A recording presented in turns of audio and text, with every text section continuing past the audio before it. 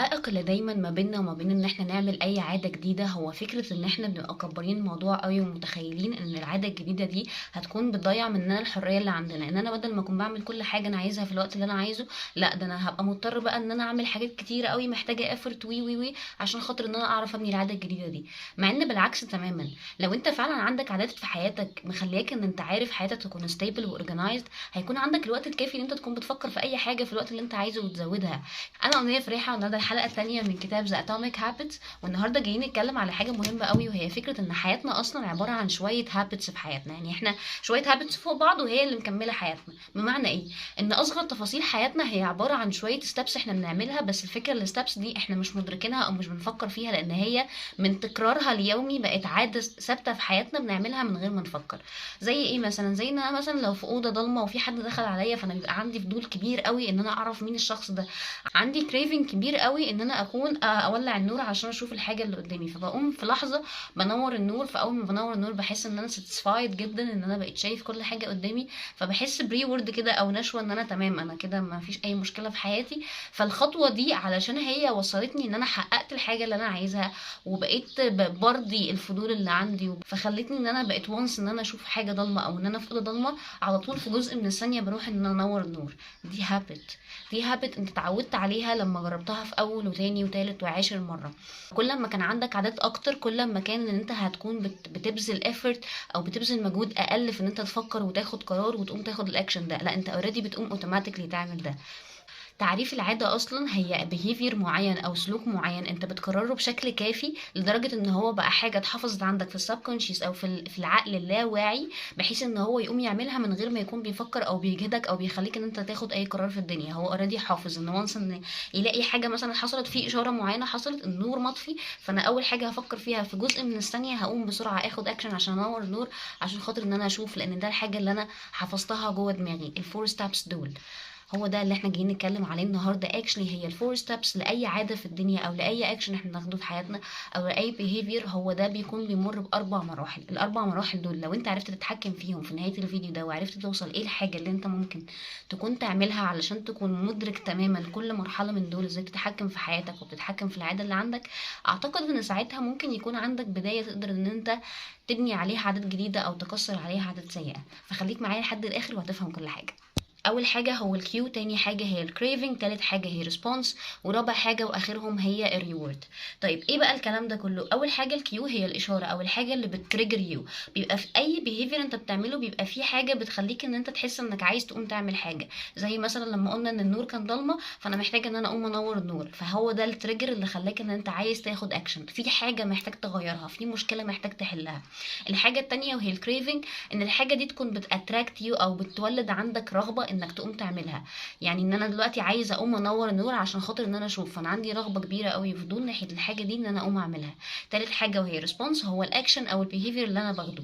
انا قمت نورت النور. الحاجه الاخيره هي الريورد، ان انا النور لما تنور فانا شفت مين اللي كان موجود، فده خلاني ان انا ساتيسفايد، ان انا بقيت راضي وبقيت حاسس ان انا ستيبل شويه، ان انا بدل ما كان عندي فضول كبير قوي اعرف مين اللي دخل على الاوضه، لا انا عرفت. حاسه انه ممكن يكون اكزامبل صغير قوي، فخليني اديك اكزامبل يقنعك اكتر. اكزامبل الموبايل. وانس ان انت تبقى حاطط الموبايل جنبك وفي نوتيفيكيشن عملت تن، فبتلاقي نفسك ايه الحاجه اللي احساسك عايز تعملها دلوقتي حالا؟ هو انك عندك فضول وعندك كريفنج جامد قوي، رغبه شديده قوي ناحيه انك عايز تعرف ايه المسج اللي وصلت لك. فايه الريسبونس التلقائي اللي انت بتبدا تاخده؟ انك بتمسك الموبايل. وانس انك مسكت الموبايل، فانت ده بيبدا ان هو ده كده الريسبونس، ده الاكشن اللي انت اخدته. طيب بعد ما بتمسك الموبايل ايه اللي بيحصل؟ بيبقى فيه ريورد، ان انت اوريدي عرفت ايه المسج اللي عندك، فبقى عندك عاده مربوطه بحاجه. بمعنى ان انت اول ما يبقى فيه رينج نوتيفيكيشن انت بتبدا ان انت تمسك الموبايل على طول، فالاتنين بقوا كونكتد ببعض. فعشان كده احنا كلنا تقريبا قبل ما النوتيفيكيشن رينج بتخلص احنا بنبقى ماسكين الموبايل في ايدينا. لو انت ما فهمتش اي حاجه من اللي انا قلته ده، فخليني كده ان انا اوضحها لك في جملتين كده بساط جدا.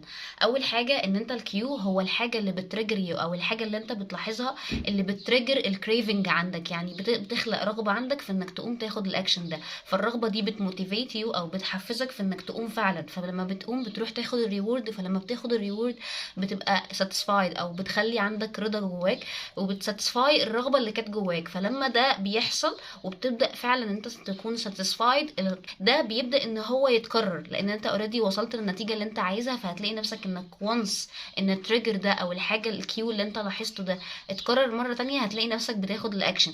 وكل ما هيتكرر كل ما انت بتبني العاده بشكل جامد اكتر، تبقى حاجه بعد كده بتتحول من الكونشيوس مايند للسبكونشيوس مايند. فبعد كده هتلاقي نفسك بتعملها بشكل تلقائي. وده زي ما قلت معتمد على فكره الريزلت اللي بيطلع في الاخر، ان انت وصلت في الكيو ده او الحاجه الاشاره اللي جات لك دي، وان انت اخدت البروسيس كامله في النهايه وصلت ان انت بقيت مبسوط، ولا وصلت الاحباط ووصلت الفشل.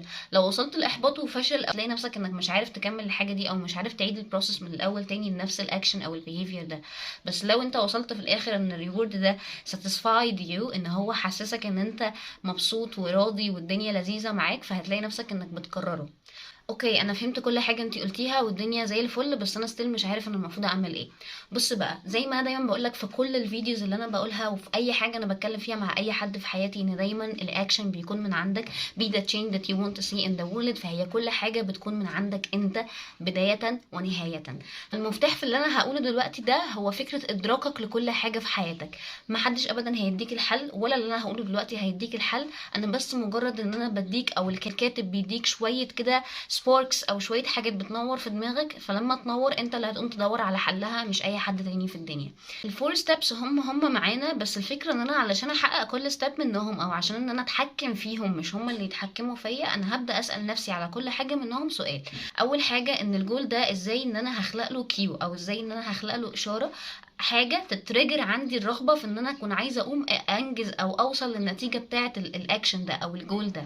اوكي، فاول حاجه ازاي هخلقها obvious، ازاي هخلقها متشافه. تاني حاجه ازاي ان انا هخليها بتخلق رغبه عندي ان انا اقوم اخد الاكشن ده او اقوم اروح اخد الريورد دي. فتاني حاجه ازاي اخلقها attractive. تالت حاجه ودي اهمهم تقريبا هي فكره ان انا ازاي اخليها easy، ازاي الحاجه اللي انا عايزه اوصل لها دي اخلق ليها اسهل طريقه ممكنه.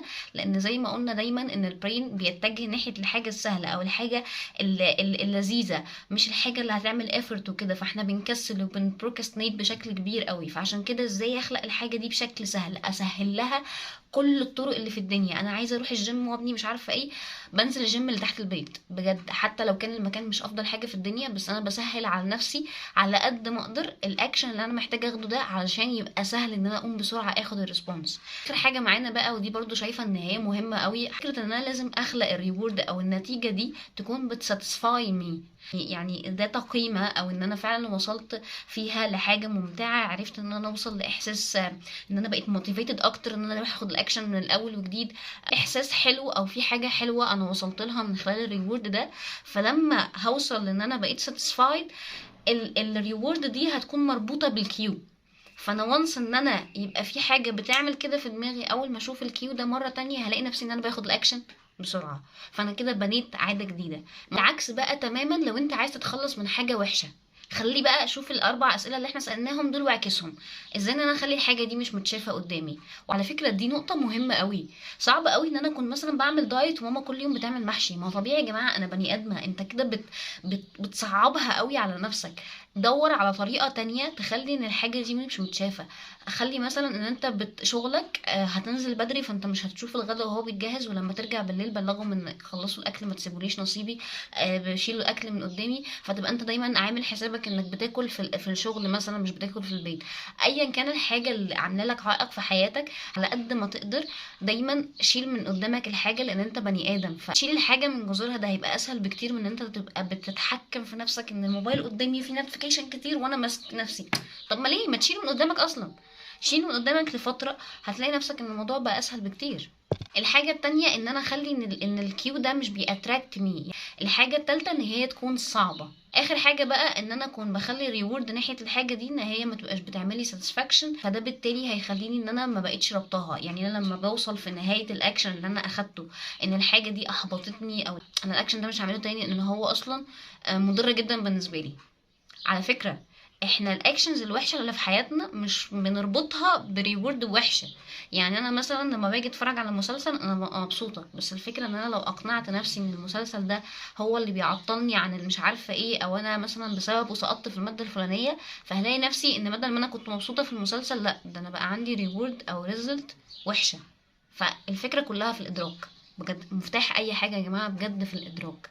الفكره اصلا مش في كونسبت انك تبني عاده، على قد ما الكونسبت بالنسبه لي او الحاجه اللي احنا عايزين نوصل لها فعلا ان حياتنا تبقى مريحه اكتر، ان حياتنا ما يبقاش فيها اجهاد، ان حياتنا تبقى فراتفل اكتر، ان يبقى ريزلت او نجاح بشكل اسهل واحلى واكبر، ونبقى كلنا مبسوطين. بس كده.